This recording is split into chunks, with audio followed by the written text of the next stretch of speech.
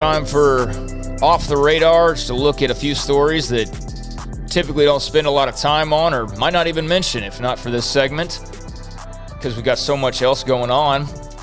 Julian Edelman has put comeback rumors to rest. He's not going to be joining up with Rob Gronkowski and Tom Brady in Tampa Bay. There was some talk about him, potentially going and getting the band back together like Gronk and Brady did last year. Edelman retired in April. He had played for 12 years. Brady had brought it up in an interview with Deion Sanders that Edelman wasn't really technically retired, but Edelman went on to Michael Irvin's podcast, says he's not worried about the Hall of Fame, says he's got nothing left to prove. His knees are basically, shot at this point. So he said, I'm a one-team guy. That was the big message, though. He's not going to be like Brady or Montana or Emmett or all these guys who go and play for a couple of different teams. So between his knees breaking down and the fact he's got 3 rings and the fact that he's a one-team guy, Julian Edelman with Michael Irvin ruling out the potential of a comeback. The catch against the Falcons, was that him? That was David Tyree-ish, right? That was a monster catch. He's a tough-as-nails guy. And a guy that's been very outspoken about racism when it comes to those who have made comments about the Jewish community. Yes, he's a big advocate and kind of almost a unofficial spokesperson in some ways for the Jewish community in sports because there's not a lot of, Jewish voices. And so he's, between what he did on the field and the respect he earned there, plus the fact that if you kind of listen to the guy, he's not BS. He's kind of just legit article. He's got some powerful messages he's delivered and some things that he's done that have been great off the field. But definitely a great player on the field. My knee's breaking down. I'm not going to sit here. I got everything I wanted. I got 3 rings, played in a magical dynasty with an unbelievable franchise coach, best quarterback of all time. I'm not a greedy guy. I played to win. I played to compete. I don't need anything else to prove. I'm good with what I did. I left it all on the field, and he sure did. So Julian Edelman ruling out the comeback. Plus, where would he be right now with they've got Antonio Brown, they've got Chris Godwin, they've got Mike Evans, O.J. Howard's coming back, Gronk is there. They have guys like Scotty Miller and other people that they like. They've got every running back back. They drafted a running back. They drafted I don't know where you fit Julian Edelman on the Bucs roster. At that point, it's just, can I have sprinkles on top of my sprinkles? It's just unnecessary. Yep. Also, the unwritten rules of baseball have been in the news here lately. Tony LaRussa. Sabathia in particular is very upset with Tony LaRussa. I don't know if you've heard some of his comments, but he has gone all in on Tony LaRussa. Now, for those who don't know what's going on with Tony LaRussa, he's the current manager of the Chicago White Sox. They're a very good team. They're a good team. Mm-hmm. But there was a situation that occurred where Yermin Mercedes comes up to the plate against the Minnesota Twins. It's a 3-0 count, and Mercedes decides to swing. A bunch of the unwritten rules of baseball crowd gets super upset about the swinging on a 3-0 pitch when you're blowing a team out. And add to this, it was, a position player that was throwing to him because the game had gotten so out of control that the Twins had to move a position player. And so they, moved the position player there. He swings on a 3-0 pitch. People complain about bad sportsmanship or whatever, and then, Mercedes gets thrown at. And LaRussa basically agrees with the unwritten rules of baseball that Mercedes kind of had it coming because, hey, you're not supposed to swing on a 3-0 pitch in a blowout against a position player.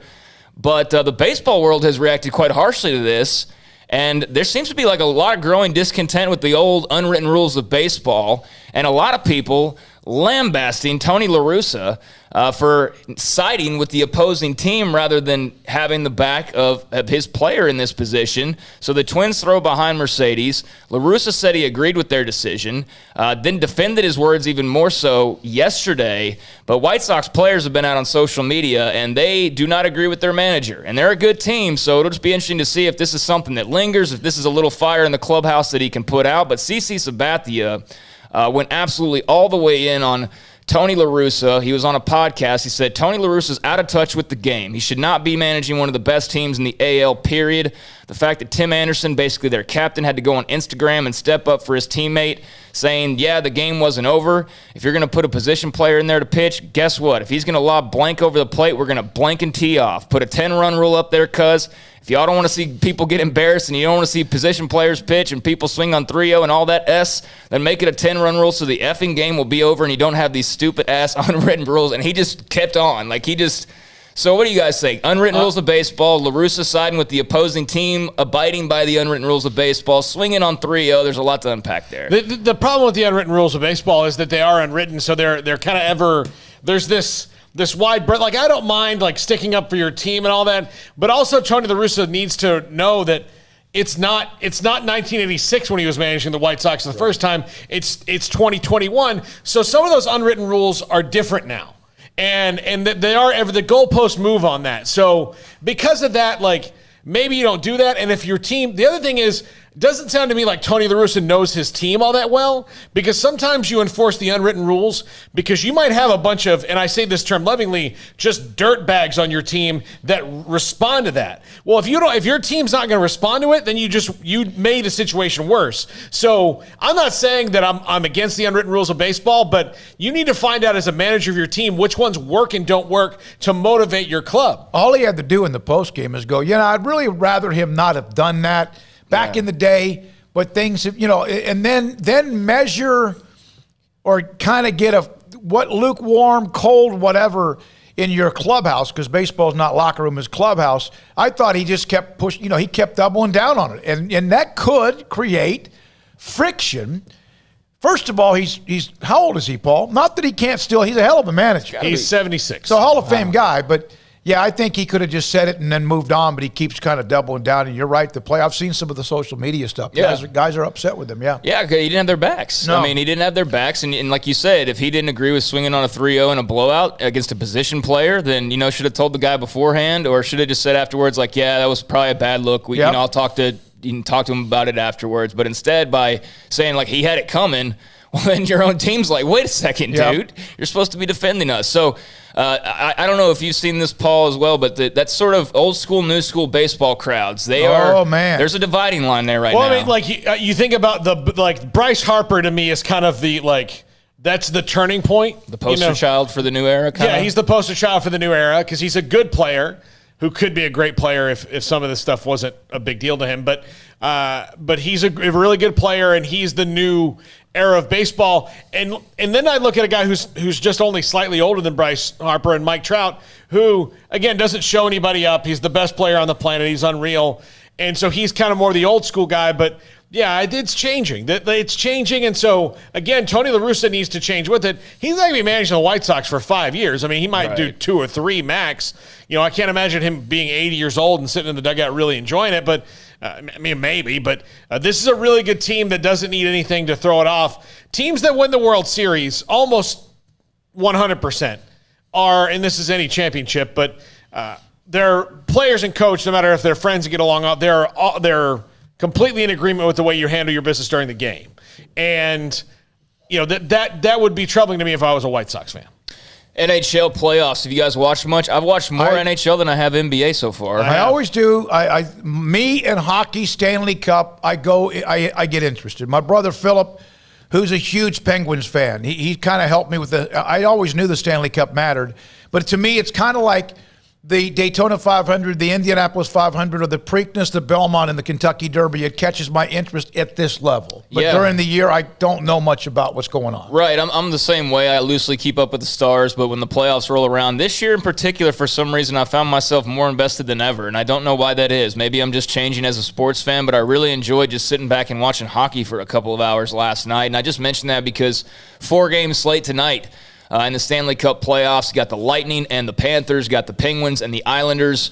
This is a series that is a big deal up in Canada, and if you're a diehard hockey fan, this was a huge deal. But Montreal and Toronto, 2 of the original 6, they are getting underway as well with the game number 1. So that will be huge ratings in Canada, I'm sure. And then Vegas and Minnesota also tonight. That series is tied at 1. So 4-game slate, and actually the Lightning and Panthers, that's a 2-0 Tampa lead series-wise. That's actually underway, I believe, right now. Yeah. So just something for you to check out. Yeah, my girlfriend is a big Predators fan. So oh, really? I have to watch Nashville. Predators. Yeah, I can see that. I watch the Predators a lot. Well, I'll tell you, man, I'm enjoying the heck out of it. I really am. Also, this is something kind of should have brought up yesterday, Paul, but we got to figure out some of the college football games. We kind of knew scheduling-wise what we were going to see on opening weekend, but we got TV times and we got all that good stuff highlighted yesterday. So that opening weekend, Alabama-Miami will be a 2:30 game. Same day at 6:30, we got Georgia-Clemson. Oh, man. Also on that Sunday, Notre Dame-Florida State, a 6:30 Sunday game. Also on Sunday, that's Notre Dame, Florida State, and then there's been kind of like this routine of Monday games, and they're so like Louisville's playing. Who is it? I think I left that one off, but Louisville is playing somebody big on that Monday night as well. So Alabama, Miami, Georgia, Clemson on Saturday, Notre Dame, Florida State on Sunday, and then the Monday game I'm blanking on right now. I look forward to saying a Catholic prayer that Florida State beats Notre Dame and not have that answered. But does that get you excited? I did. Even though we know those games are coming, just to see the TV times. Yes, there's going to be a people there. A lot of them there, dude. So I love it. I love that first weekend. Okay, the Monday game. So there's going to be Saturday and those two big games that I mentioned, and Sunday big game, and then Monday Ole Miss and Louisville. That will be that's the game from Atlanta. So that's all now being released, and we're starting to get revved up for some college football. And I did see one other note. I saw Sports Betting Dimes, and look, there's like a billion of these different gambling accounts and things like that, but they put out an over-under on wins and losses for Big 12 teams. And just for, argument's sake, they've got Oklahoma and as the favorite. Baylor, 8 out of 10, 5.5 wins. Going over-under if you're betting on Sports Betting Dimes for Baylor at 5.5 wins. I'll take the over. I'll take the over. I would, if it was 6, then I'd have to think about it. Yeah. But I'll take 6. I'll get them 6. And again, I don't know how they're going to get there other than if they have to win their non-conference games for sure. And we've been down that road before. By the way, Craig, Wilder and Fury 3 is on. The deal's been made. July 24th. So did that just come down? Because I've been following that just now, and that's disappointing for a lot of boxing fans out there. So now Anthony Joshua will have to wait. The fight everybody wanted to see was Fury Joshua, but now Fury will have to go beat Wilder for the second and technically third. Wink wink third time. Yep. Because he really beat him in that first fight. But apparently Wilder was asking for $20 million to pull out. And so I guess the promoters were like, nah, let's just go ahead and do this fight and make some money and not have to lose $20 million right away. So there you go with that. And then one transfer portal note, Darwin Barlow, if you're a fan of Baylor football recruiting, you might recognize his name, young man from Newton. They really wanted him a couple years back. He ended up going to TCU instead. But he has announced he's entering the transfer portal. So Darwin Barlow headed to the ever-growing transfer portal. And one other quick note, Jaden Blue from Klein Cain High School has decided to sit out his last year of high school. He's a Texas Longhorn commit. Said it's been a very difficult decision for my family and I. Football is a brutal sport, and the wear and tear associated with it. The running back position is undeniable. I plan to take time to focus on my academics while enhancing my off-the-field training, rehab, and regimen. Don't like it. This is like someone sitting out a bowl year or opting out, not just because of COVID. I don't like. You're in high school, bro. It's his career. You're in high school, but I don't like this trend that will start as well. He's in high school. Yeah.